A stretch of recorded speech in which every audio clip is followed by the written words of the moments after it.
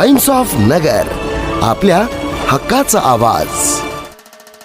सध्या मुकुंदनगर प्रभाग क्रमांक 4 मध्ये चुरशीची लढत होणार आहे। एमआयएम पक्ष, काँग्रेस पक्ष आणि या दोन्ही पक्षांना भिडण्यासाठी आता समाजवादी पक्ष देखील रिंगणात उतरलाय।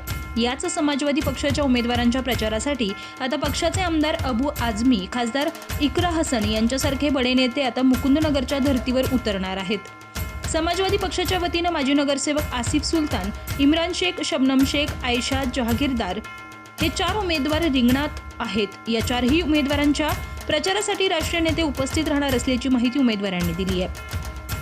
मुकुंदनगर भागात या उमेदवारांच्या प्रचारासाठी अनेक दिग्गज नेते मैदानात उतरणार असल्यामुळे आता नवीन ट्विस्ट येणार आहे। या दिग्गजांच्या लढतीत मुकुंदनगरकर कोणाला निवडून देणार हे पाहणं उत्सुकतेचं ठरणार आहे। टाइम्स ऑफ नगर, आपल्या हक्काचा आवाज।